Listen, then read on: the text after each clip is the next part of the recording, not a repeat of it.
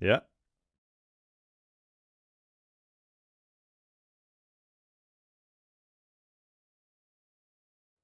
it is indeed, including the thing that you have an action item for, which is craft and commerce. So are you coming?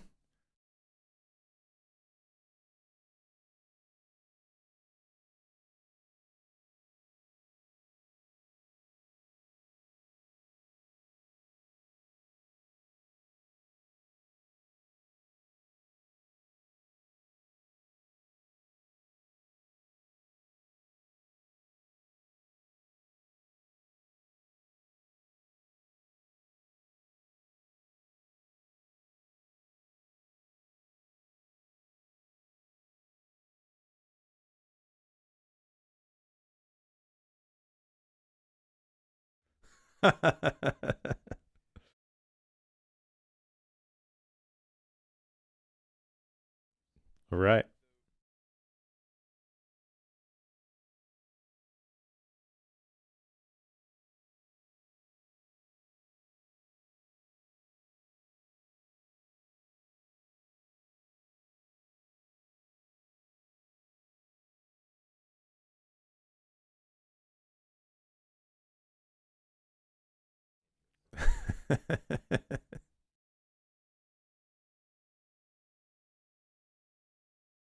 Yep.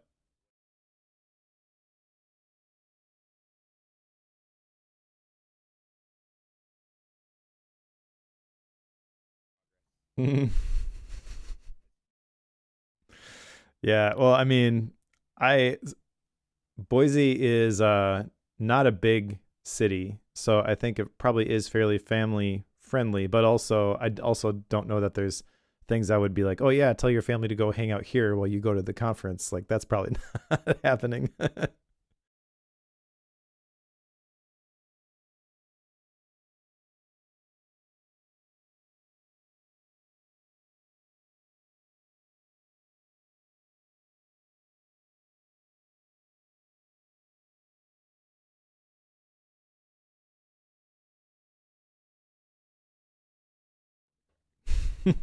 Okay, fine.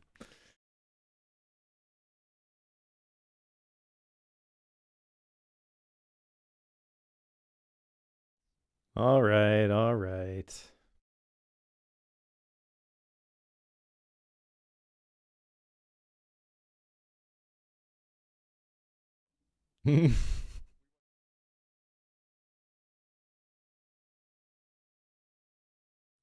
Yep. It's a fantastic conference.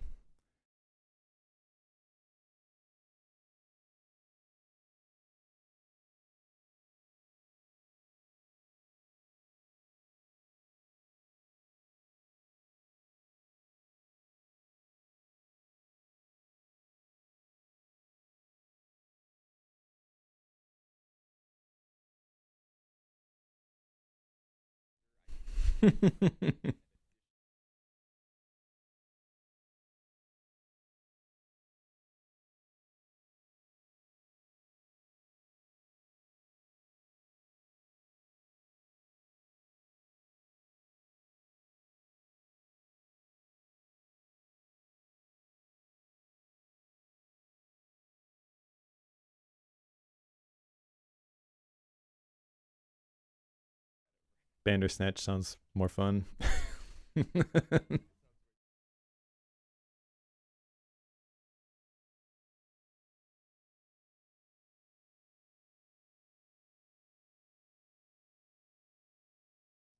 Hmm.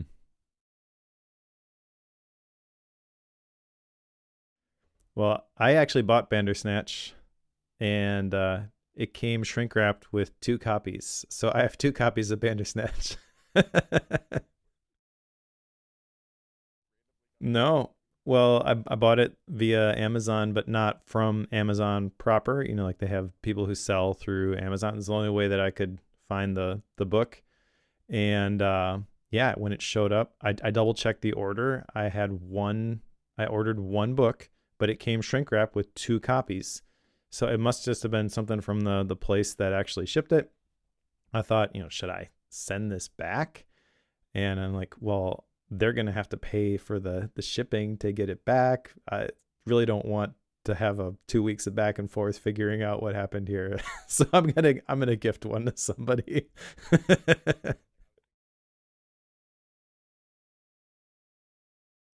Yeah. Yep. So we will spread the Bandersnatch news. I did. I crushed it. I read a fiction book, everybody. And we talked at length about this in the pro show, so I won't repeat it all here. But yeah, I read it. I read it in one day. I enjoyed it, and I am reading another fiction book. So Cory has turned me into a fiction reader.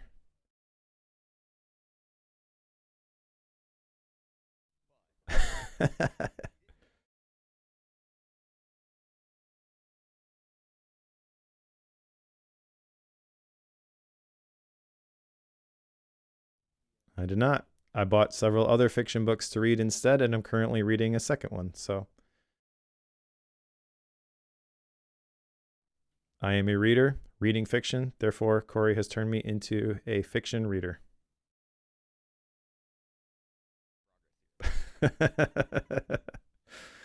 Oh, one other thing we should mention here in the follow up section, because it doesn't really fit with the book, but we got some feedback about the book rating system, so we should we should address this quickly.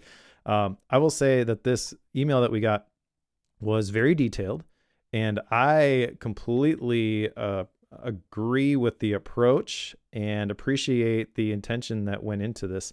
I'm kind of curious what you think about this.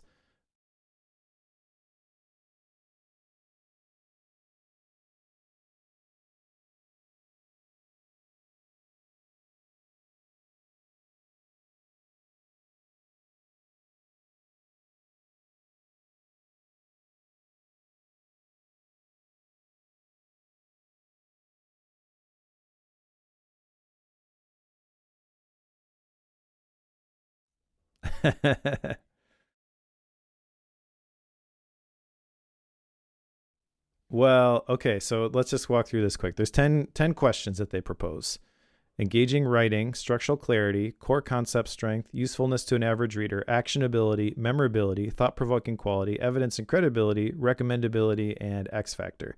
And then basically the conversion to the 5-star ratings was, if you got 0 to 1 yeses, it's 1 star, 2 to 3 yeses, it's 2 stars, 4 to 6, it's yeses, it's 3 stars, 7 to 8, 4 stars, 9 to 10, 5 stars. So I appreciate that approach. I do not want to do this. I understand that I'm picking random star values willy-nilly out of the digital ether, and I'm okay with that. I like that. I like the fact that I can say everything about this book should be for me, and I didn't like it. You could argue that I should be a little bit more strong in my opinions if I'm going to take that approach, because I think it's been a while since I rated anything below a 3-star. I just, I have trouble saying somebody's work that they put their blood, sweat, and tears into is is bad. So I don't know how you want to approach your star ratings, but I think this is interesting to think about, and it maybe will subconsciously move the needle a little bit for me, but I reserve the right to not justify my star ratings based on completely how I feel.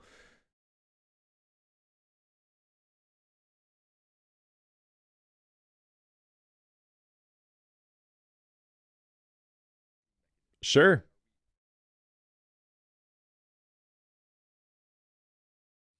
Well, I think you can use whatever justification you want for how you get to your 5-star rating, but let's just keep it 1 to 5 stars. Yep. Yep.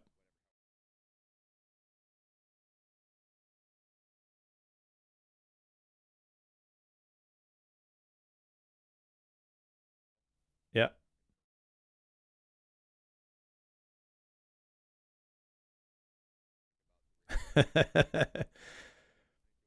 We could also we could go the other way. We could go Siskel and Ebert, and we could just thumbs up, thumbs down.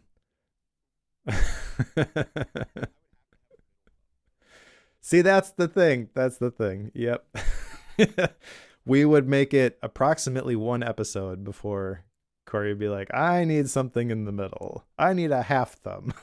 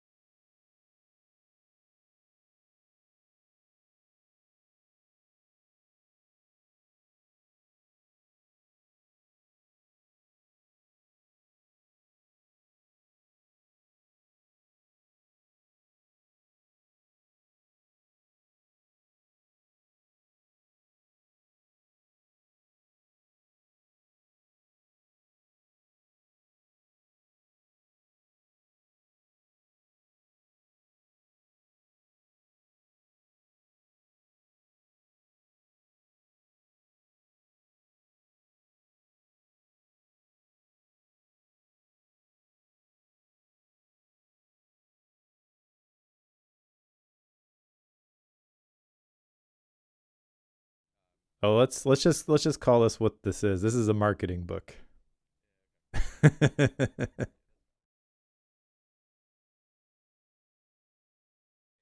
Yeah.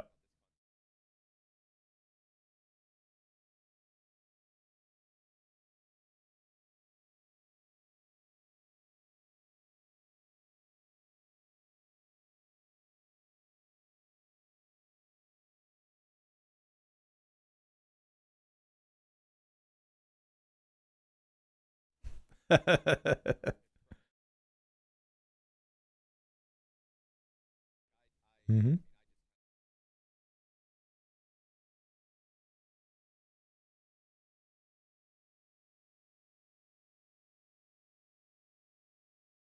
It is a quick read. I worked with a digital marketing agency, so I am the target market for for this book.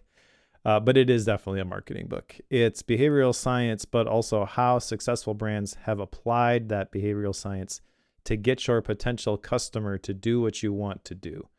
And that I know people are going to have issues with.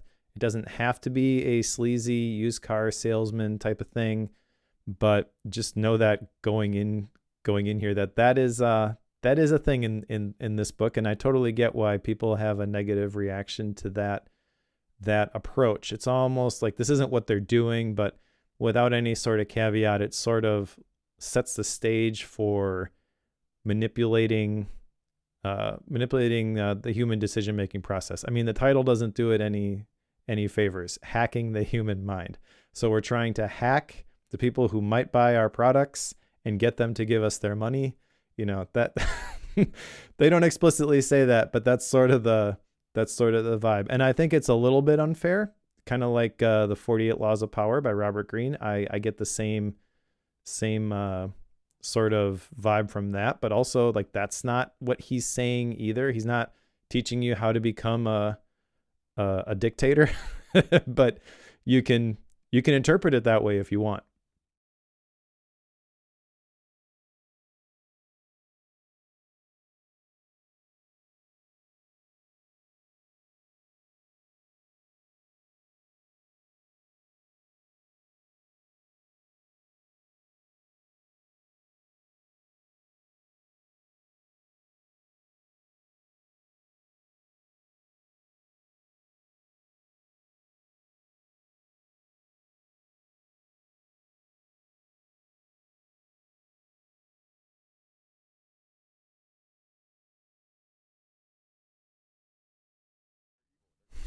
All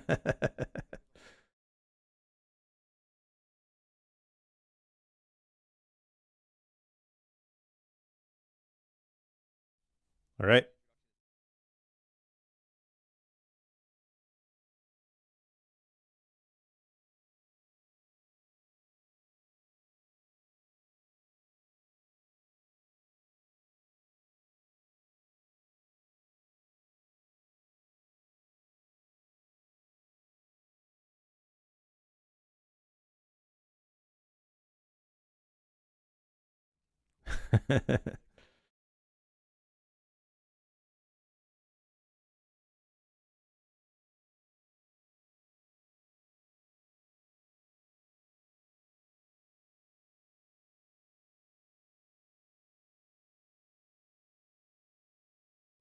Lots.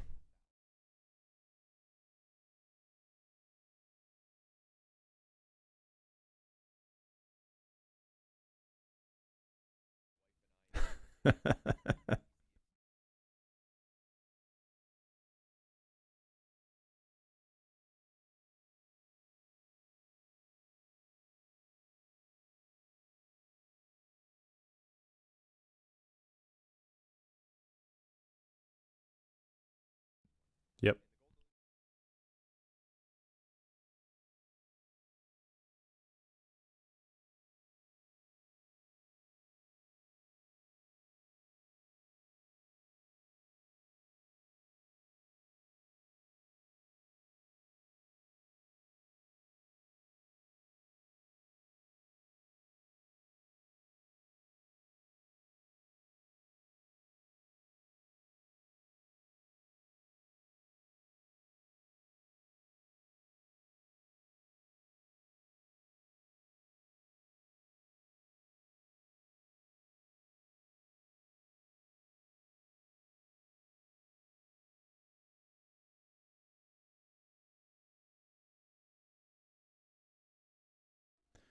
Yeah, and I think that's about everything that you need to say about any of these chapters. So yeah, we can probably, as we go through these, just here's the brand, here's the effect, and then maybe we talk about the effects. But the gold dilution effect, yeah, I think this is pretty simple. It's really people tend to believe a product or service is less effective when it claims to achieve many things. So Five Guys is successful because they do one thing, burgers and fries, and I think that's the big takeaway there. Now again, like all of this is through the lens of marketing. So I think the implicit action item here is when you are telling your story, your brand message, you got to keep it simple, and no checklists, like no specifics on how to do that. Just hey, here's a case study, essentially a mini case study. There was a cool quote from this section that I jotted down though by Daniel Kahneman. He says, "Thinking is to humans what swimming is to cats. They can do it, but they prefer not to."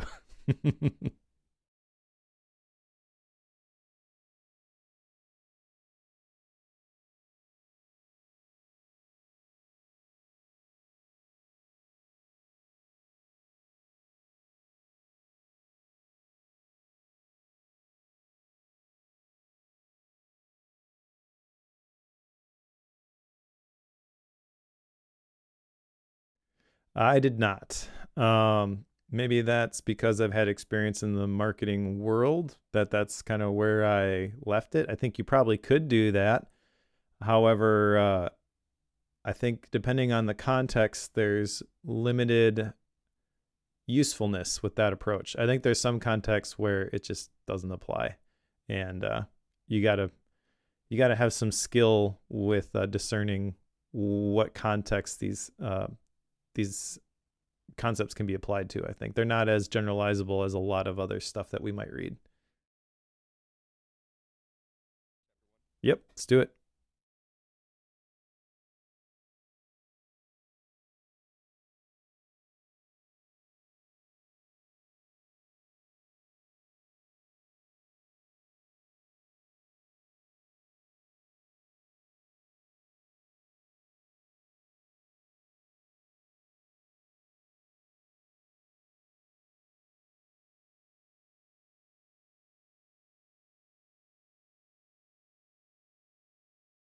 Yep.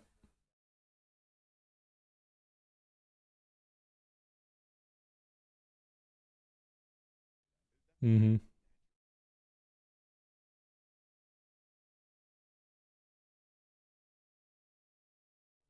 I don't know. I can't stand the stuff, so we don't have it at our house.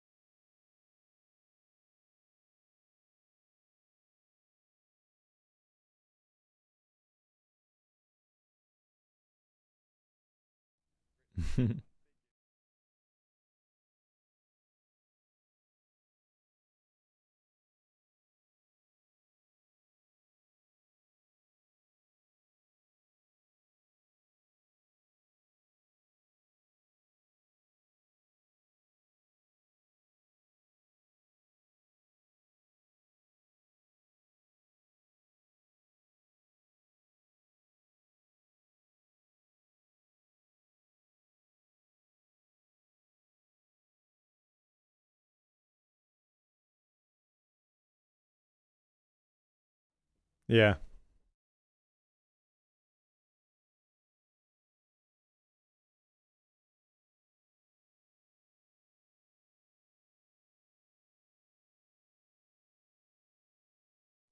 Mm, I think that's a slightly different effect. So this one is the bias where we see faces in unlikely places. Yeah, which is kind of the thing on the box is the macaroni makes the smiley face, and so oh, hey, look, it's friendly.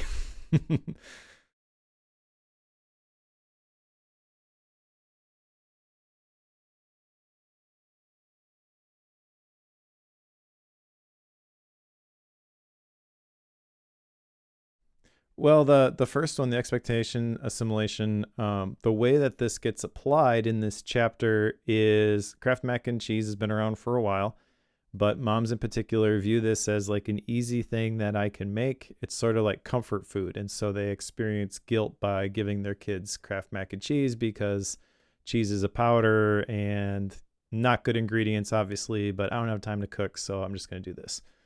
And they talk about the world's biggest blind taste test, where what they did to shift expectations around the quality of the ingredients in Kraft mac and cheese is they just replaced them, and people continued to eat it. They had healthier ingredients in them, but kind of trade off there is healthy ingredients obviously means that it doesn't taste as good.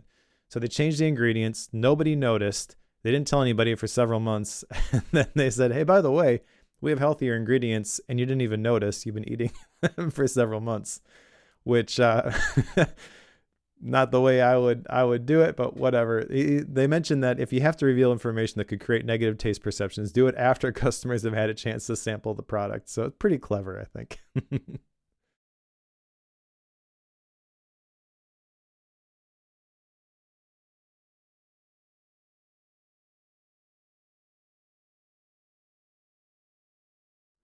Yeah.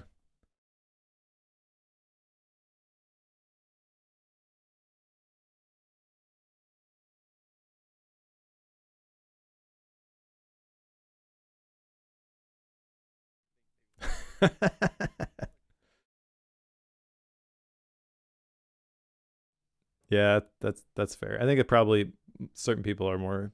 I was gonna say susceptible, but maybe I don't know. Like they experience that and are maybe more affected by that than others. Because I'm the same way where I don't really care, but I also know people who are like, hey, look, it's a face.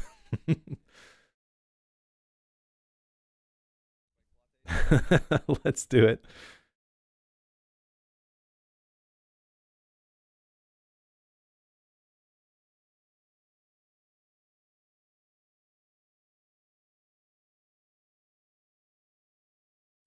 September to November.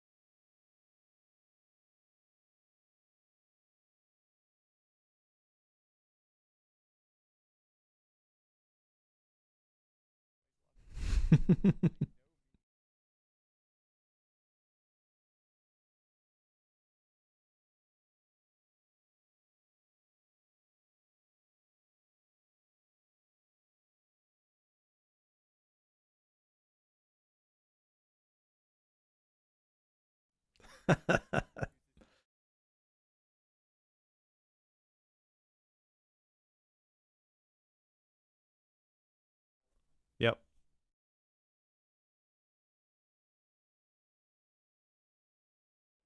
Yeah. So it's way beyond.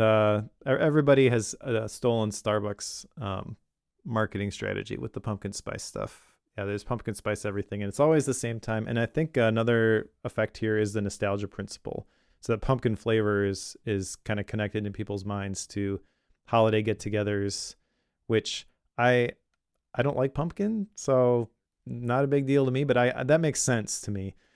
I will tell you that I hate pumpkin spice latte season with a fiery passion.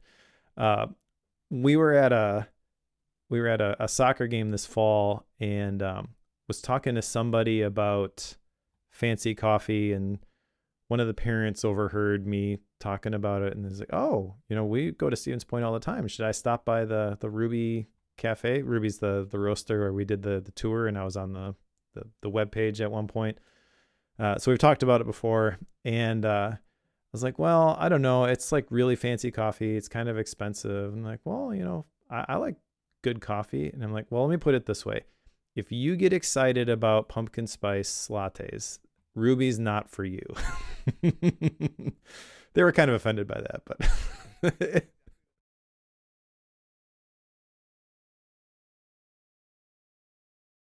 yeah,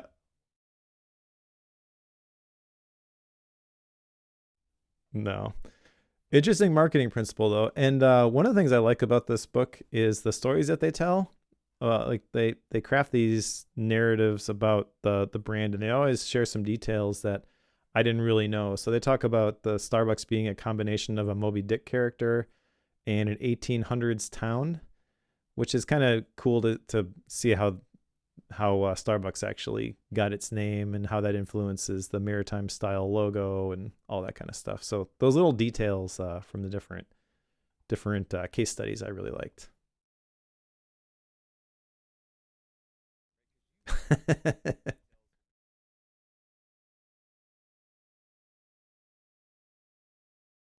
Sure.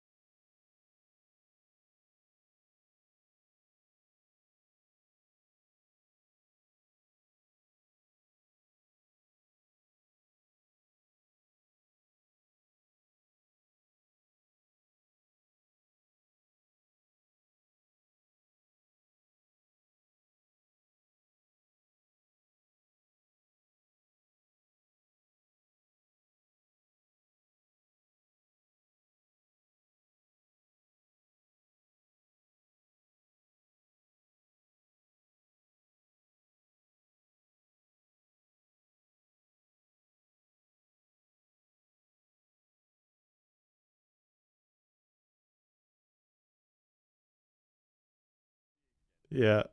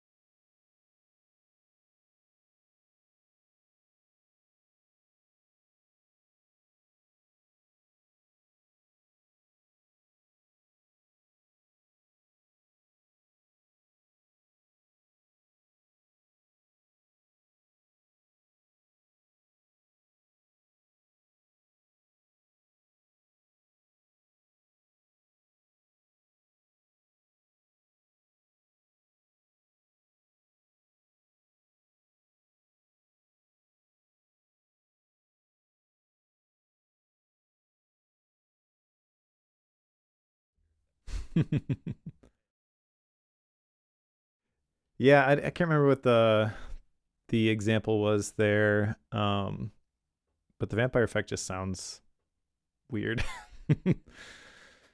um, the intention to action gap, that's the big principle that I liked from this, where we often fail to take action despite our intention to do so. And that's kind of at the heart of the "you're not you when you're hungry" ads, because we know we should eat something, we don't eat something. And so kind of the brilliance of those ads is that it's going to instantly fix things when you have a Snickers bar. I will say that is that I understand the effectiveness of their current advertising. However, the best Snickers ad of all time does not fit into this category. I put a link in the show notes, but there was this ad from I don't even know how long ago, where there's people dressed up as Vikings and they're like at a gas station getting food, you know, as they fill up their car with gas, and someone has a Snickers. He's got like a toga and a like leaf crown on his head. Snickers is like, sound the feasting horn, and then the Viking in the background is like, "Arr!" And then as he brings the horn down, he knocks the Snickers bar out of the guy's hand onto the ground. It's like, the feast is ruined. I love that ad so much. Uh so good, so good. Laugh every time I see it. But yeah, again, like the thing I like about this chapter has nothing to do with the principles. It's really about how Snickers was started by Frank and Ethel Mars in 1930 and named after their favorite racehorse that had recently passed away. Details that I never would have, heard anywhere else. Yeah.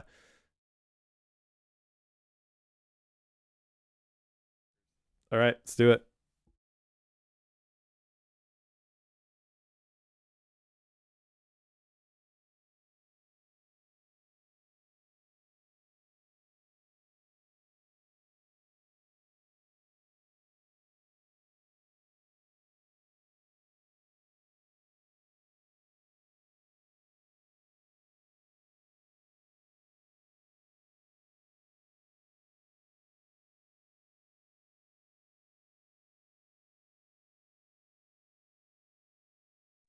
Yeah, so did you ever have a non-Apple branded MP3 player prior to the iPod coming out? Okay, so this probably was effective for you. I was kind of curious if this makes sense to people who never grew up with the Zunes or whatever. Whatever.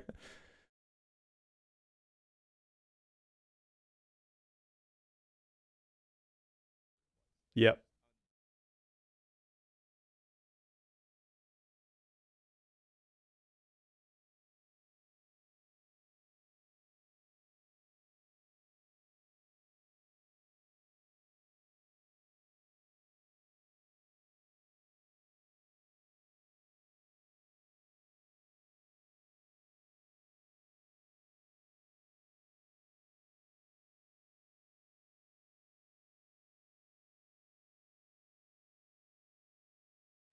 Yeah, it was right. It was just like the outline of the people with the white earbuds dangling from their ears, but you couldn't see their faces. It was just like the illustrations.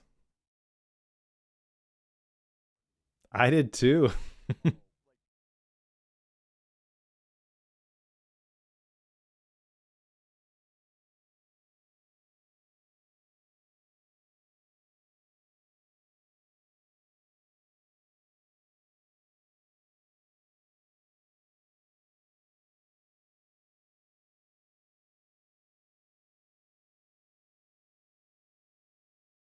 What is the Maya? The most advanced yet acceptable.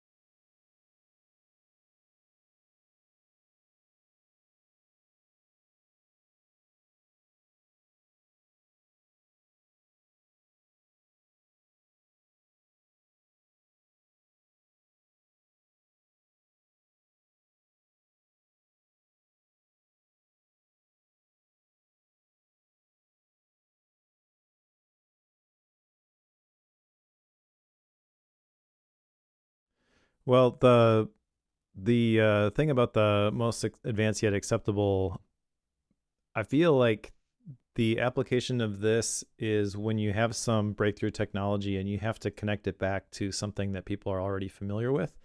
I wouldn't I wouldn't use a feature for that. I think it really fits like new technology categories.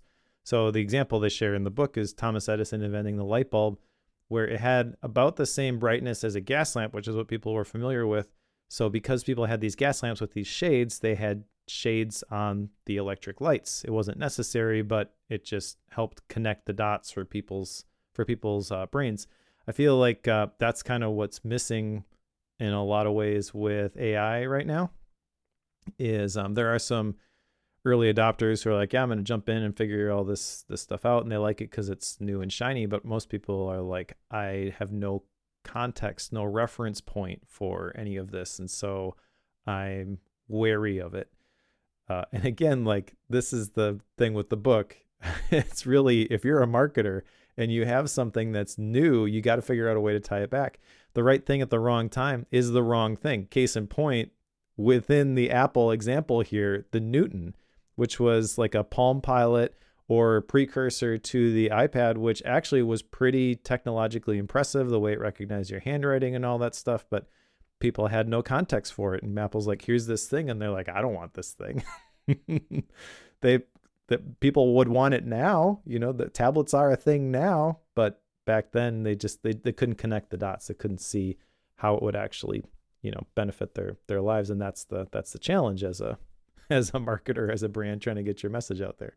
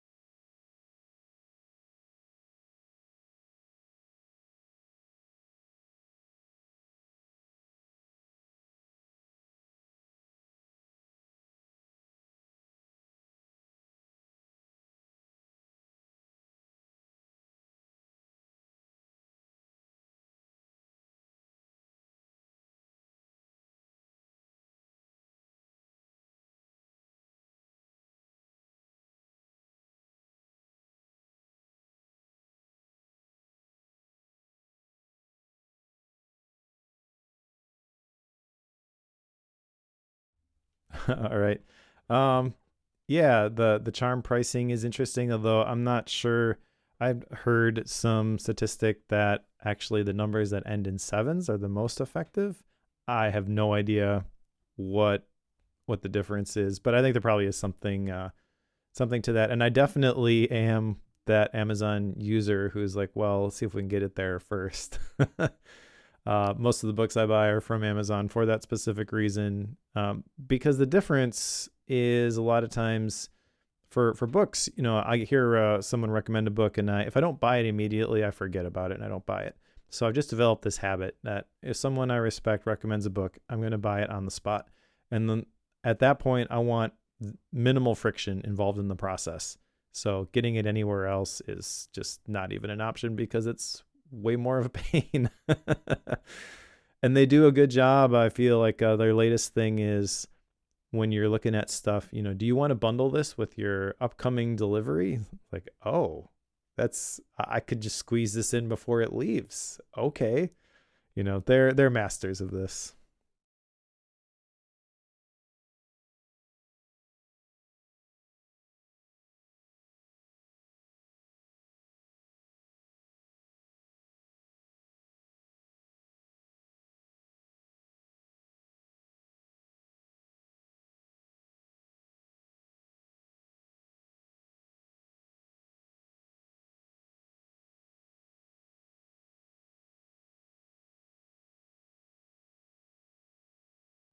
I don't drink, so this isn't for me.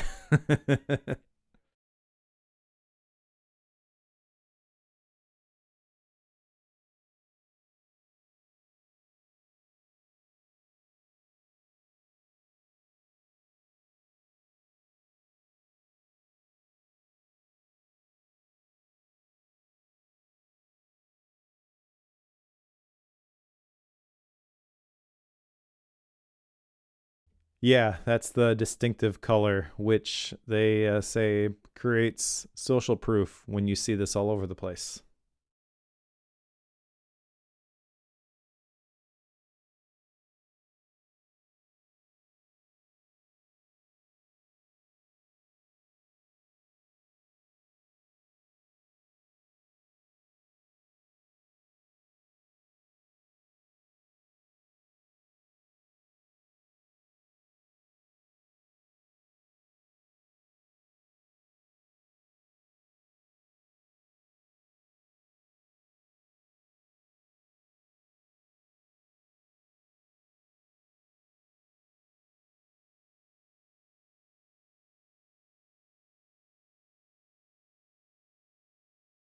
Feeding the FOMO. Yep. Yeah, like I said, I don't drink, so I'm not familiar with this product at all. So this was the one that I cared the least about. Yeah.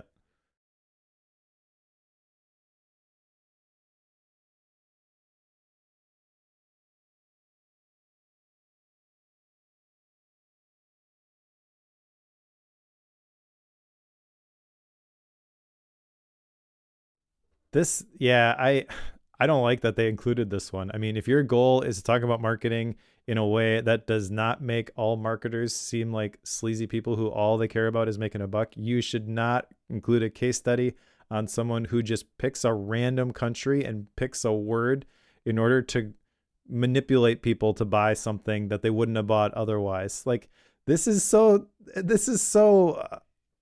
I can't think of another word besides sleazy. Like deceitful. I don't know. Like if you're from Denmark, go ahead, like use the term, but don't just choose Denmark as the country of origin because it's the only country that saved the Jews during World War II. No.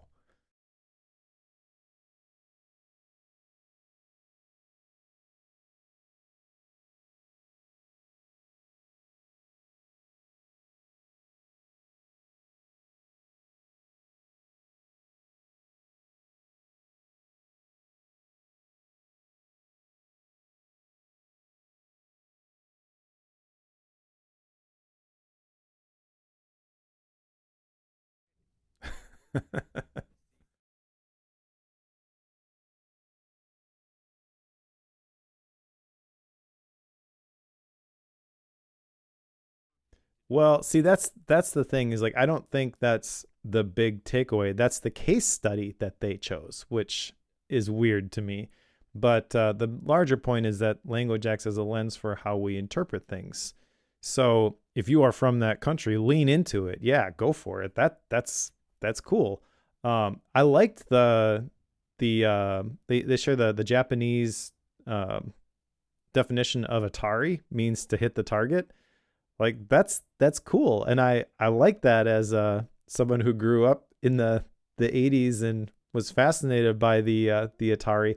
I feel like I can make that connection there. But when the whole basis for what they're talking about in the chapter is someone who literally just pulled some words out of the air to make it seem like they were from this place. Ugh.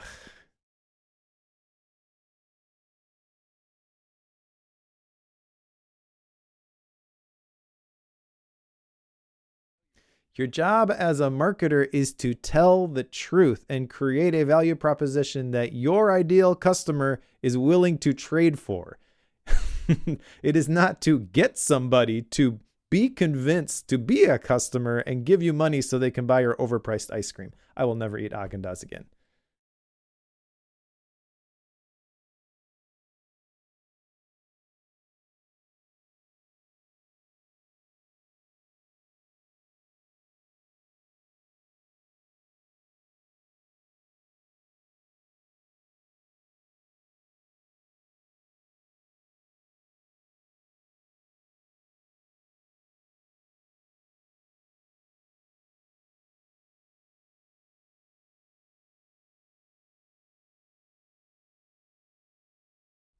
So in 1982, Dietrich Mateschitz, I don't know how to say his name, had what is called a Krating Dang, a non-carbonated blend of caffeine, sugar, taurine, and B vitamins that was a favorite among Thai workers. And he's like, this is amazing. So they rebranded it to Red Bull in order to appeal to a global audience. And I think that makes sense.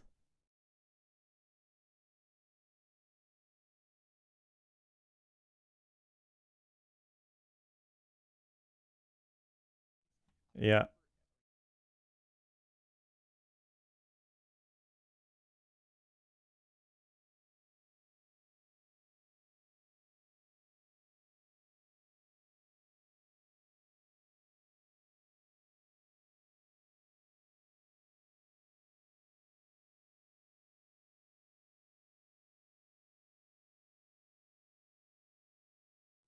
No. Mm-mm.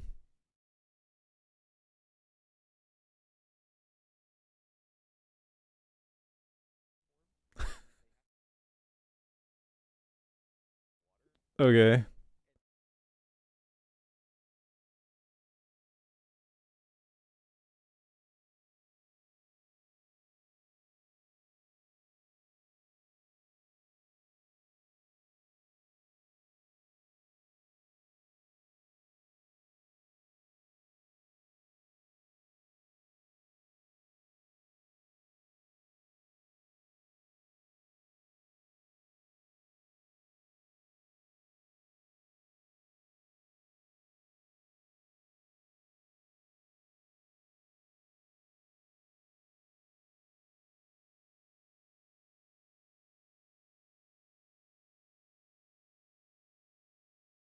Yeah.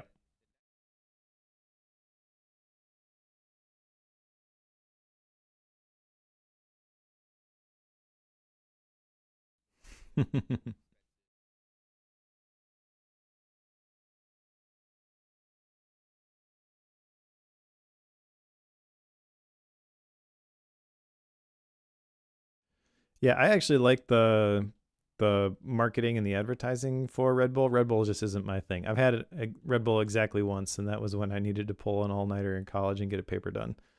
And I'm not, I don't like energy drinks, so this is not for me. But I think what they do with it is pretty brilliant, and I don't think it's deception like Haagen Dazs. So whatever.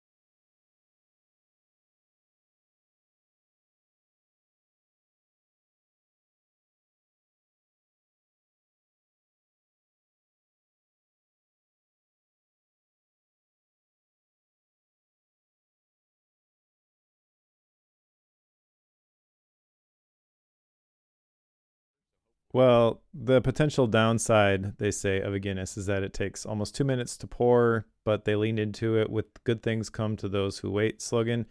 I think that's a stretch to apply it to this principle, to be honest. Waiting 2 minutes for your beer is not a big deal. Uh, Maybe it is to some people, but I feel like this is the wrong case study to use to communicate this Pratt fall effect. I don't have another one off the top of my head though that's better. That's the thing. Um, yeah, I guess. Yeah. Trying to think. So I think I probably have something like this on my Life HQ page, by the way.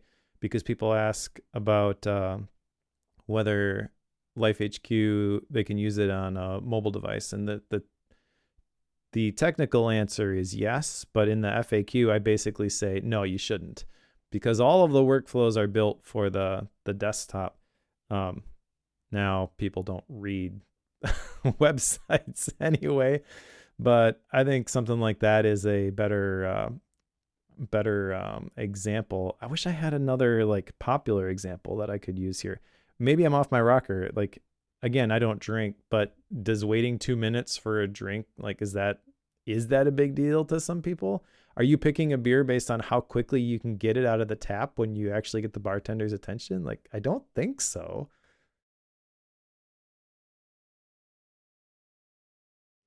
You're not going to get a beer like this from a tap in a convenience store. It's not like Italy with the cappuccinos where you just down one and you're on your way. Like,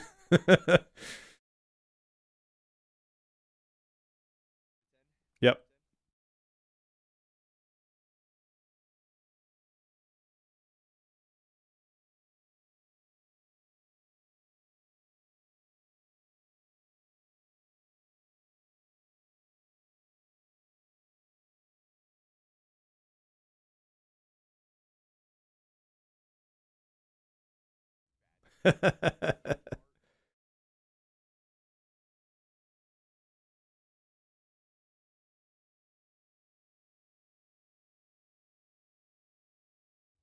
It is just water. Yeah.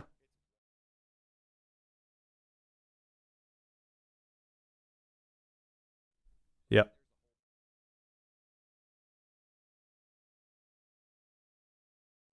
Well, let me tell that because I think that's fascinating. So Mike Cesario was at the 2009 Warp Tour, and he found that all the bands that were playing, their punk rock bands, were drinking water from monster cans because no one wants to be the sissy who's drinking water, even though they knew they needed water, not monster, in order to do what they needed to do.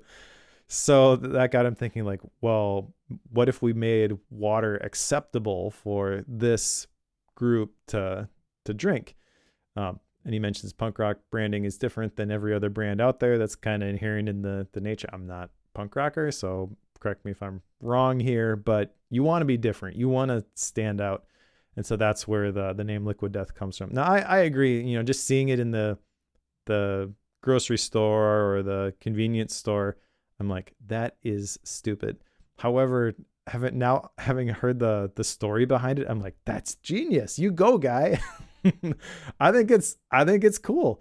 I'm not going to drink it. I'm not the target market, but all of the stuff that he talks about, where like the von Riestorff effect, which is the fact that we recall what's distinctive, the cans look like beer cans. The red sneaker effect, where when nonconformity signals status. I mean, that is, the punk rock thing that he's talking about. Um, I mean, if your whole thing is nonconformity and you want to pick commodity like water, I think that's incredible. Could you pick a more boring product to try to take that approach with? I mean, it's brilliant. I kind of surprised that it worked as well as it did, but I mean, yeah, I think it's a cool case study at least.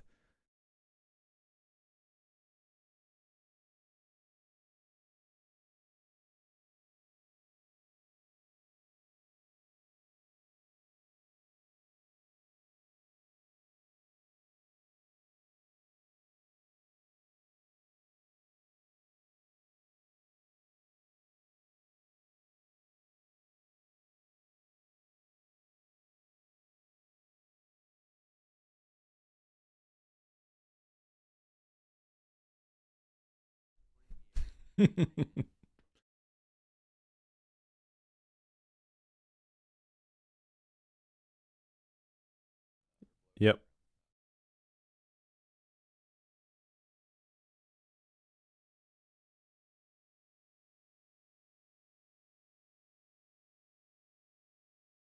15 years and 5,127 prototypes.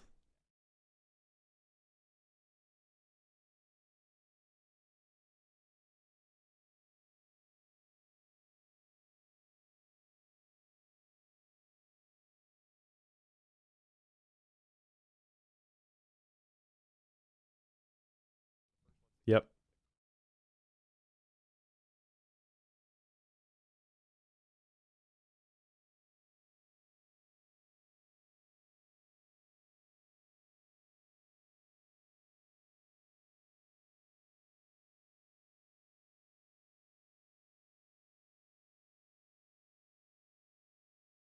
Yep.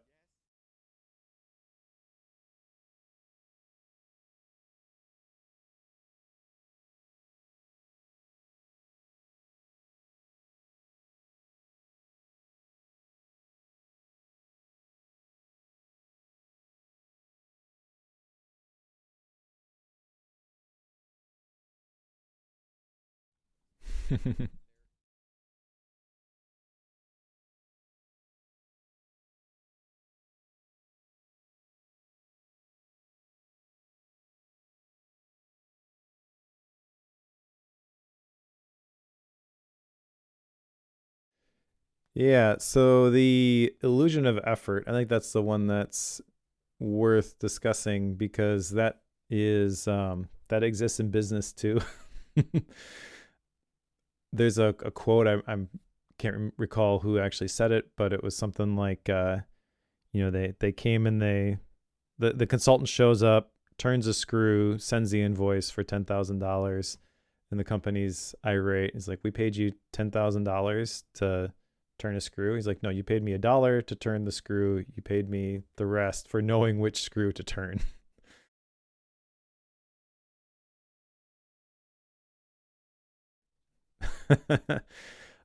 He also, or they actually talk about AI in this chapter as well, which I think that's interesting. And there's a couple different parallels here. It's not 100% clean application, but using AI can make things fall short of that illusion of effort in people's minds. I think it can be interpreted the other way too, though. Like using AI and whatever I get back from it is insanely valuable because AI did it. So the illusion of effort, I think the big takeaway from that is the value that you get from something really should not be connected to how much effort went into it. You need to be able to understand the value of something purely for what it is and what problem it solves.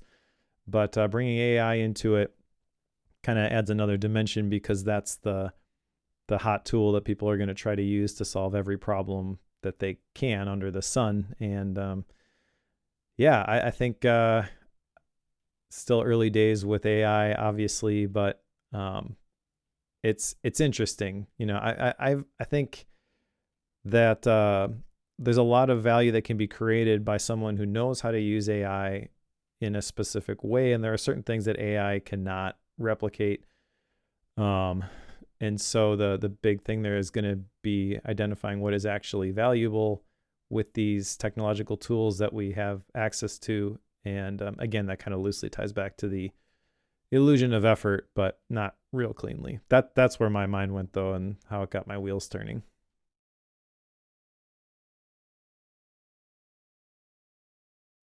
Oh goody.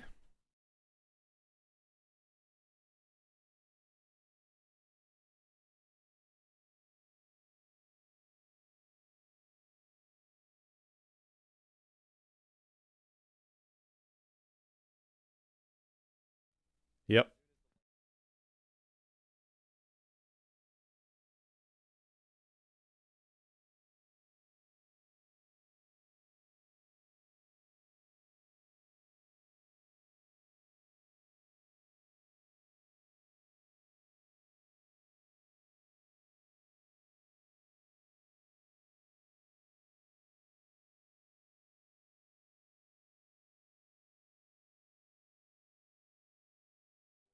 We read a Michael Easter book, but I can't remember which one it was.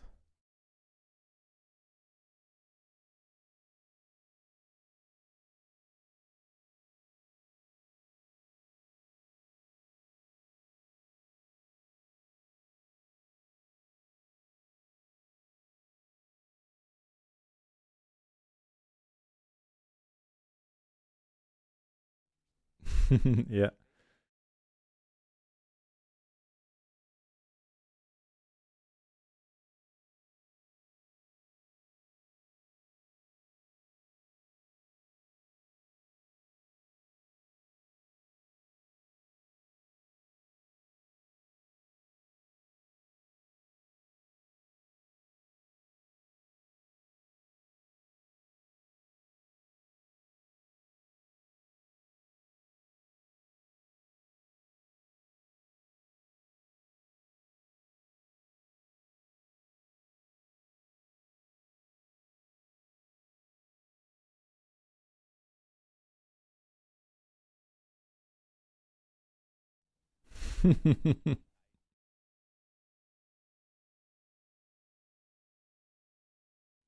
Yep.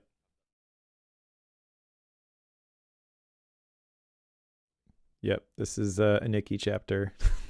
um, I yeah. So the creation of the like button, that's the really significant event that happened here. I would encourage everyone, if you have not watched it yet, to watch The Social Dilemma. I think it's free at this point, and it's a whole bunch of people who were involved with the creation of these social media networks, basically now saying what we did was terrible and we would never have done it if we knew we were letting the cat out of the bag. Not that, I'm on social media. I build my creator business on social media. So it's not that the stuff is evil and you shouldn't touch it with a 10-foot pole, but you should go into it with your eyes open and recognize that the system is working against you.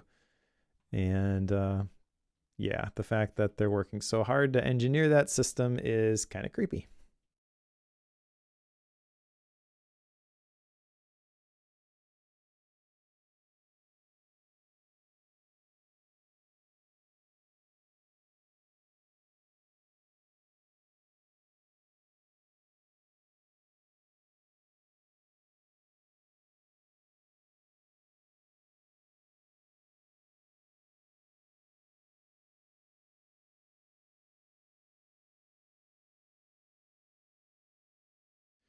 Yeah, I mean that's basically it. That we tend to value things stronger when the payoff is right now instead of in the future. So they let you defer payments and split them up, making customers less price sensitive. Again, like just give me your money.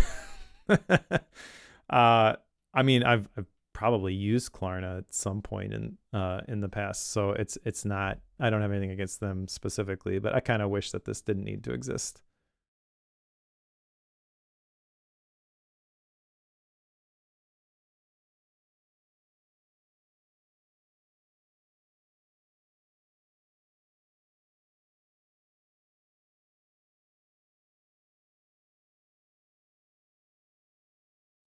Yep.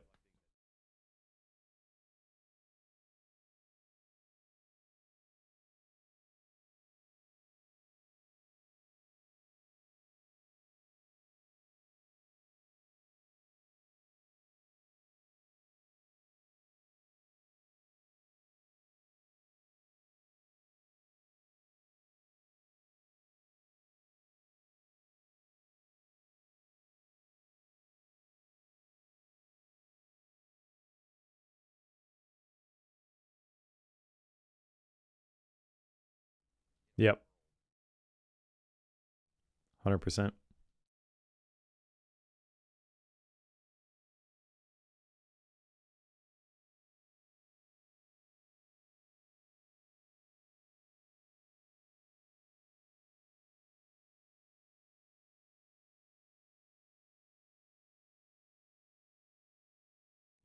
Yep.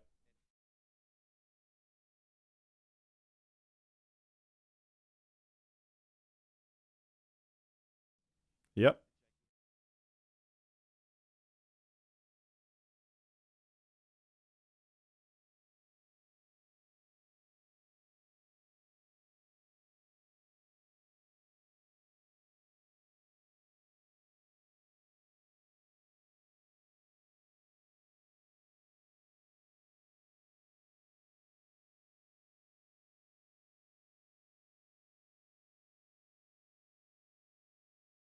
Yep.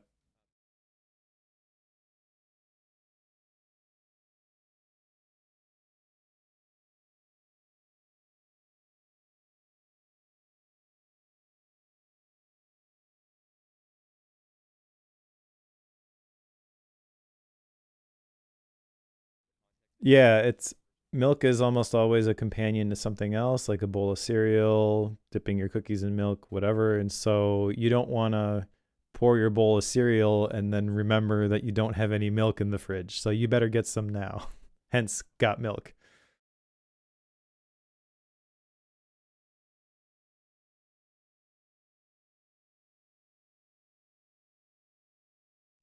Yeah. So this one is fascinating to me because of the way that they got to this campaign. because they mentioned that the origins of this campaign, 70% of people already drank milk, and 88% of the time when they drank it at home. So that led to the discovery that it was almost always a companion to something else. And so they couldn't just, here's all of the values of drink, or all the benefits that you get when you drink milk, so you should really drink more. It was, they anchored it to things that they were already doing. And then, like, you should make sure that you always have some in the fridge. And then they combined that with the messenger effect into a very effective campaign. But I think this is brilliant because they had to really kind of get to a place that wasn't obvious in order to create all that messaging.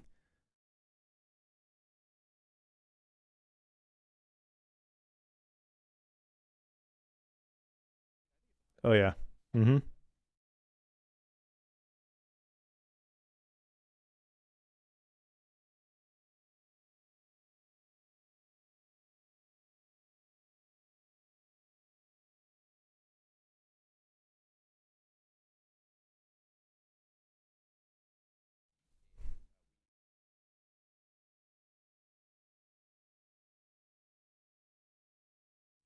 Yep.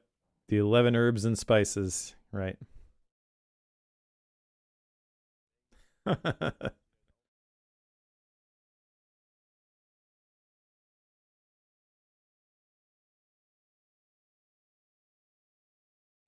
Zeigarnik effect. Yep.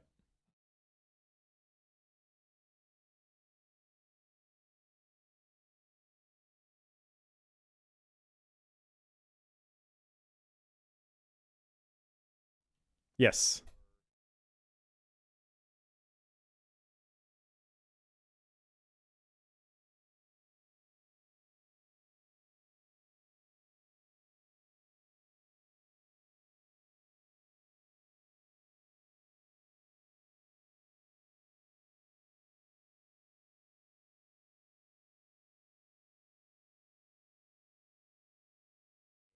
Yep.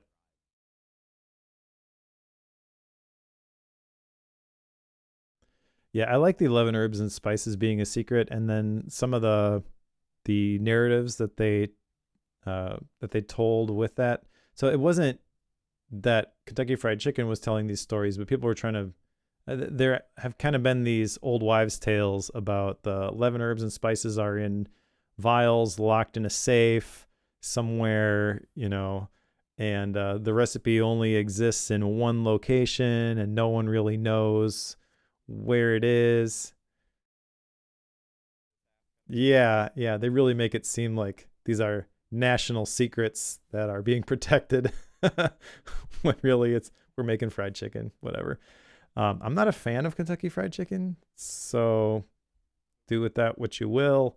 Uh, Interesting example because I feel like the 11 herbs and spices being a secret. I like the narrative that's being told with that, but they completely left out the part where they had to change from Kentucky Fried Chicken to KFC because I don't remember why. There was some specific reason why that was a bad thing and a cultural no-no.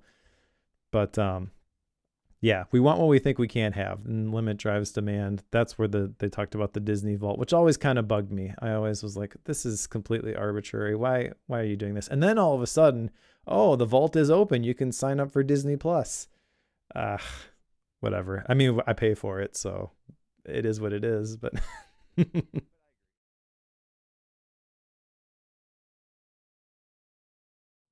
yep,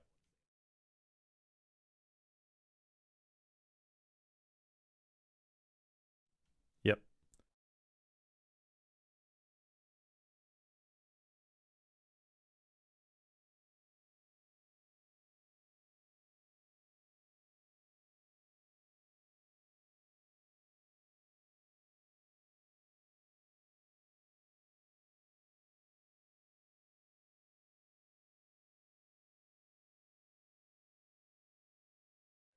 yeah.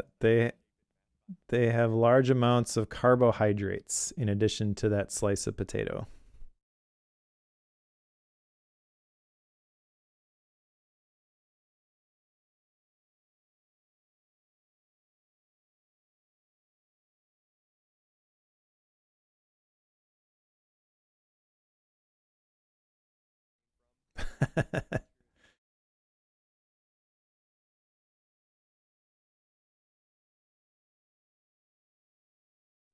Yeah, it was Mr. Pringle, but I don't remember why. The thing that it was interesting to me about the name was just the crisps versus the chips.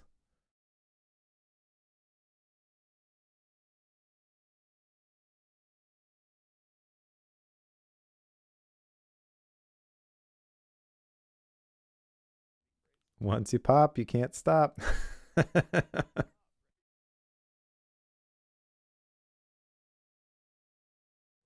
Yeah.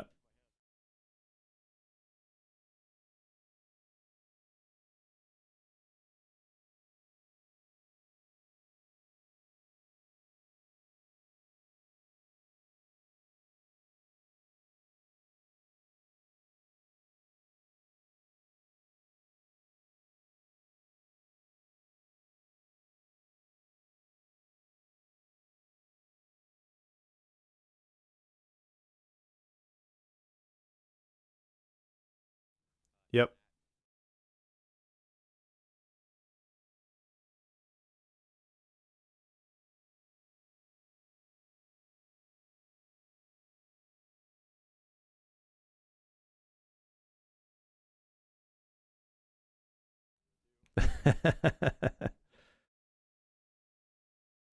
No, the loud crunch of the chips being that's associated with freshness in customers' minds, but otherwise you basically hit it all.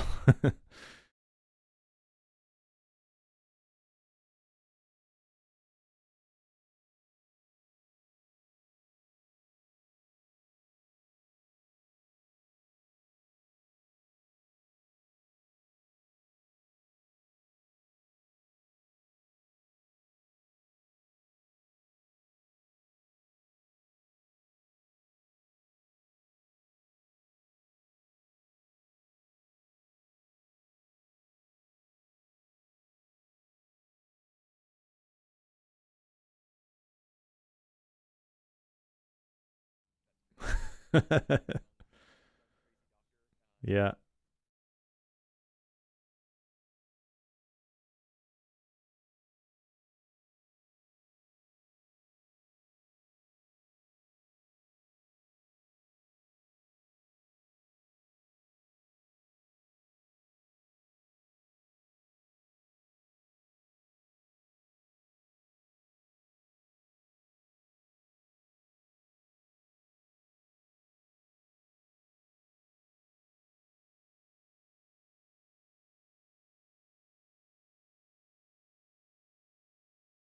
Yep.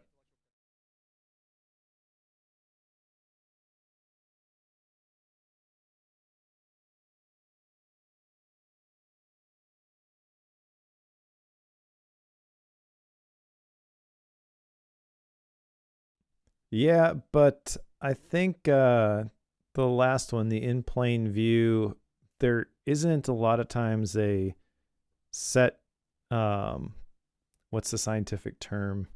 Hypothesis maybe? Like they don't necessarily they're not exactly forthcoming in what they're hoping to prove by the experiments. So a lot of times you're left with historical events that yes happened in plain view, but then you have people spinning their own narratives out of those events, and the facts don't necessarily equal truth. What's another way to say it? Correlation does not equal causation. I feel like there was a lot of correlation in this book that they were interpreting as causation or presenting as causation, which I don't know. I guess I just read enough books at this point to know to sniff that stuff out. But yeah, not a strong conclusion in my opinion.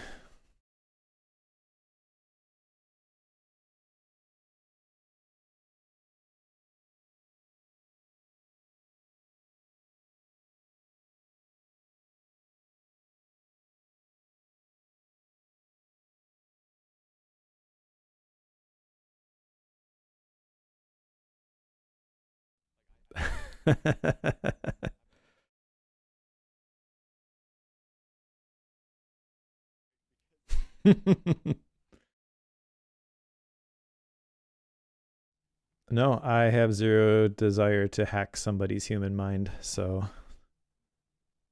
nope.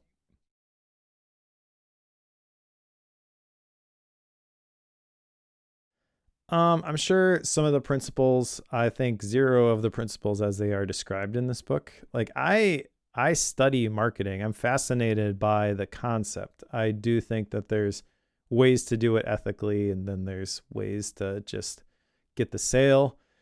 And I've read books and encountered ideas that fall into both of those different descriptions. One of the best ethical approaches to this, I think, is actually one that we covered for Bookworm, and it was Simple Marketing for Smart People by Billy Broaz.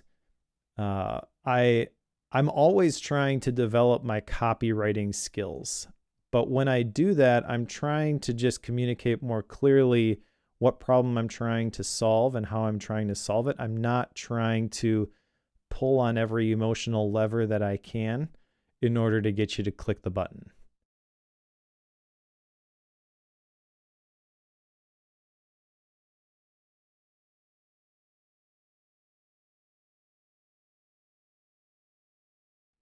I mean, if you want to go down the list, you can. Give it a test drive. Okay.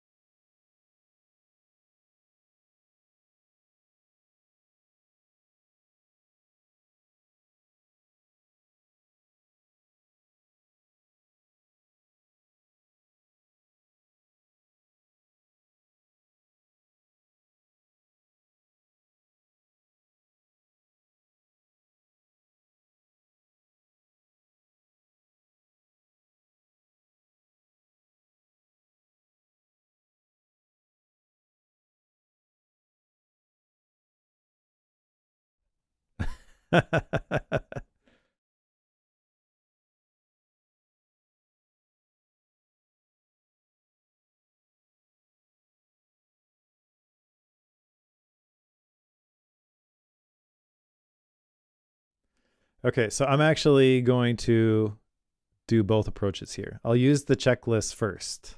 Okay. Engaging writing. Was the book written clearly in a captivating or entertaining way that made you want to keep reading? Yes. Structural clarity. So that's one yes. Did the book have a clear structure, sections, chapters, progression that made an argument or journey easy to follow? I feel like that's a yes. Core concept strength. Did the book present a case for an ideas that had solid, coherent, and not obviously contradicted by basic logic or evidence? I would say yes.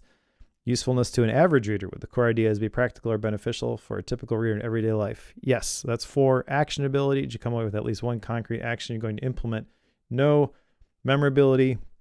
Can you clearly remember and summarize the key ideas without looking at your notes a week later? I would say yes. There's some things that I've already mentioned from this book just in casual conversation. Thought-provoking quality. Did the book challenge your assumptions and or make you reflect even if you disagreed with parts of it? Yes. So that's 6 out of 7. Did the author provide credible support, research, case studies, clear reasoning, rather than just opinions and anecdotes? I would say yes. Recommendability. Would you honestly recommend this book to a friend or colleague with similar goals or struggles? Or are there better books you recommend for this one? That one I'd say no. Next factor, was there something unique about the reading experience or ideas or just a feel you had about the book that is worth noting? I don't know how to answer that one. I'm just going to say yes because I think it is unique. So that puts me at 8, which is right between 4 and 5 stars. This is not a 4-star book. In fact, I think, as we mentioned earlier, I think the argument could be made that I should probably be a little bit more opinionated in my ratings, right? So I think I'm going to with this one. I think Past Mike would have met you at 3 stars. I think this is a 2-star book. And the reason being that the way that these principles are packaged, I feel like there's a very implicit message here for marketers who want to manipulate people's behaviors. The title doesn't, maybe that's not true, but the title, Hacking the Human Mind, My mind does not need to be hacked. My potential customers' minds do not need to be hacked. They just need to be aware of my product, and if it is the right thing for them, then let's do business. Probably. I have issue with that title 100%. So yeah, I'm gonna rate it 2 stars. And that's not to say that these 10 questions, by the way, are bad. But I think it highlights something for me, which is there's an intangible quality to a rating that I can't put my finger on sometimes. But I know, because I've read hundreds of books, oh, this is a 4-star book for me, this is a 5-star book for me, a 3-star book for me. I will continue to try to get better at communicating my justifications for those ratings. And there probably are some specific, guidelines we should use when we're sharing our ratings. And so all that to say, I appreciate the email here, Mark. And I think I still need to marinate on this and figure something out. And I don't know that there's going to be a real clear, mathematical formula to the rating. Sometimes, just using action items as an example, sometimes I know this is going to be a life-changing, perspective-changing book, and there are 0 action items from it. Sometimes the crappy books I find a couple of action items from. So yeah, I really don't know, but I can tell you that this book I did not really care for. I guess if I was going to recommend a different book, right? What's another book? That Simple Marketing for Smart People is one. In terms of behavioral, what is it? Behavioral science? No, what's the term you used earlier? Shoot, you used it a bunch of times. I think that, so another Mark has been trying to get me to reread read the new version of Influence by Robert Cialdini. I remember reading the original version a while back. I feel like that would probably be a better book than this one if you are interested in these concepts. Again, maybe the same arguments I made about, well, it's a manipulation handbook, yada, yada, yada. Not that this is, but that's how it can come across. And a title like Hacking the Human Mind does it absolutely 0 favors. So yeah, this just wasn't my cup of tea. I did like the stories, the case studies of the companies were interesting. Kind of anecdote from just about every single story that they told. I have to tell you though, like now that we've worked through this, I kind of want to go back and see if those are true. My gut feel for this, just because I've been experimenting a lot with AI in the last year, I feel like the way some of this stuff reads is give me a case study on whatever, to support this point. And I don't want to believe that that's the approach that they took, but I do know that is out there. Okay. So whether or not they took that approach, I think is sort of irrelevant. Your job as a creator of quality information is to stand out from the AI slop. And the fact that I have a question about some of this stuff is not great.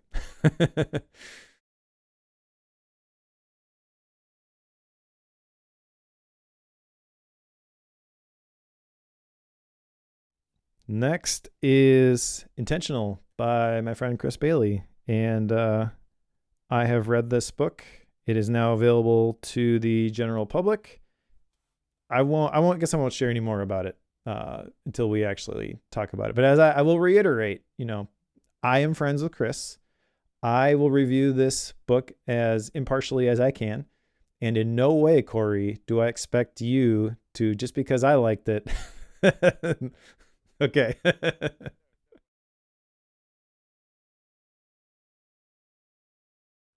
All right, cool. I think it is going to be a fun conversation though.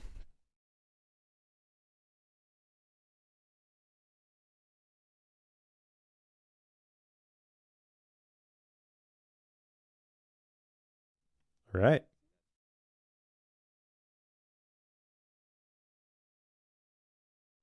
Well, I have got books both from last time and for this time, I guess. In the pro show, we talked about me reading fiction. So I'm actually reading a fiction book currently after the one that I finished that you told me about last time. So I'm reading Red Rising by Pierce Brown.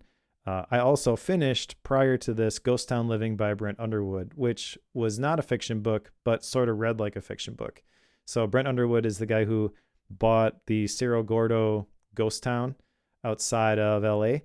And there are, I think, 15, 16 chapters here, which are basically just stories that happened to him with the people that he met in that area while he was restoring this ghost town. And it's a fascinating book.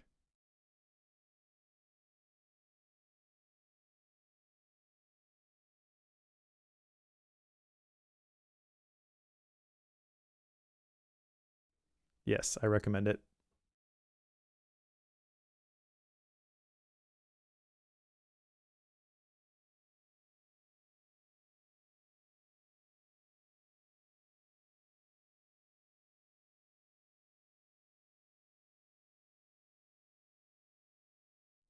Alrighty.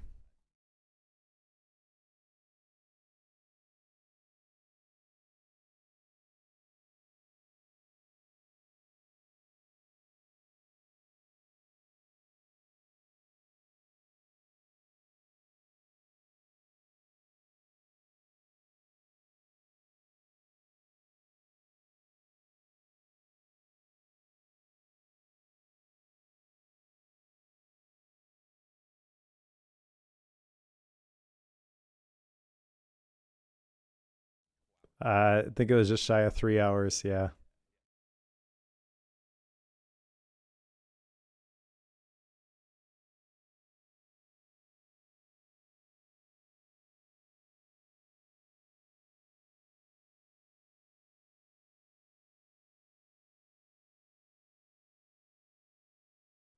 All right. If you are reading along with us, pick up Intentional by Chris Bailey, and we'll talk to you in a couple of weeks.